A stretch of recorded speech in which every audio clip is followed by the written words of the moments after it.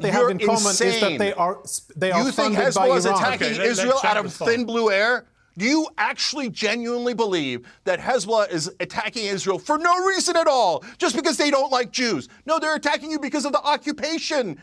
Are you so incredibly ignorant that you don't understand that simple concept? The only ignorant person here is you, my esteemed colleague to the panel, to be parroting Iranian talking points and... Listen, what you're about to watch is one of the most explosive debates I've ever seen about Israel's attacks on Lebanon. Former IDF spokesman Jonathan Conricus and TYT's Cenk Uygur go head-to-head over Israel's latest military operation and the systemic pattern it reveals about regional control. But this isn't just about Lebanon. This exposes something much bigger about who really controls the narrative. Let's break this down together. Yeah, blah, blah, blah, blah. I know. Everything is terrorist. Anyone who's opposed to Israel is terrorist. Israel can murder anyone they like, but they're not terrorists. I know. What has Hezbollah got to do with Palestinians? Nothing, except that they have the same benefactor, Iran, that is providing them weapons. Nothing else. No logical connection, no religious connection, no territorial connection, nothing. Only empty talking points from people like you and from Iranian parrots. That's it. Yeah. I know. Poor victim Israel. Oh, they just have been humiliated and oppressed and occupied. Whoa. Hold up. Notice what's happening here. Every time someone questions Israel's military actions, they immediately flip to the victim narrative. But check this out. We're talking about Lebanon, a sovereign nation, yet the response is always about occupation. This pattern keeps repeating. Let me show you something wild.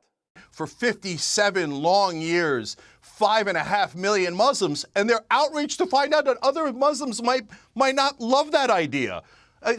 Look, guys, Piers, this is the most important part of this. Right now, the reason I brought up the ceasefire is you could take the ceasefire, and I guarantee you that Hezbollah stops the rocket attacks. That's because that's what not only they've said, our experts say, every single expert in the world says. But instead of taking the ceasefire, what Netanyahu has decided is... This right here, this changes everything. Look at the bigger picture. Netanyahu facing corruption charges, deeply unpopular at home, and suddenly we see massive escalation. Remember when we covered how power structures work? When leaders feel threatened internally, they often create external conflicts. The pattern is right there. In order to protect his own political career, and he's deeply unpopular in Israel and faces corruption charges, but if he signs a ceasefire, the right-wing radicals in his government will leave the government, and Netanyahu will go to election and lose. So he's worried about his own political career, so he has decided to go to war instead. Instead of signing a peace deal, he bombed Hezbollah. Now, you could say, hey, I like that he bombed Hezbollah. You could say that Hezbollah is dirty terrorists, and you could say that everyone who ever opposed Israel is terrorists, and you could say all the things that you want to say.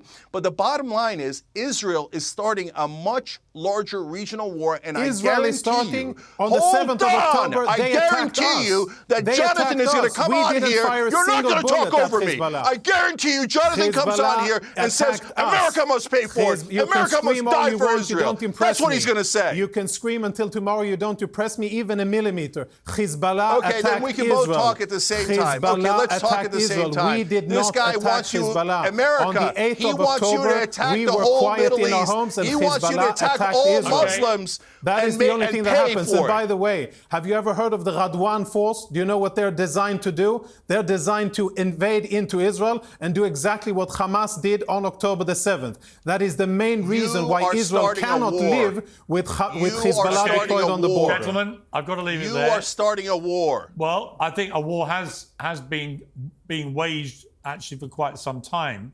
And we'll see how this now plays out. But clearly, no, Piers, clearly, don't it has been. I think if you this. I think if you are a terror group who persistently fires rockets at a country, you are at war with them. Now watch this carefully, y'all. See how they're framing this? They want you focused on the rockets, but they're missing the whole system.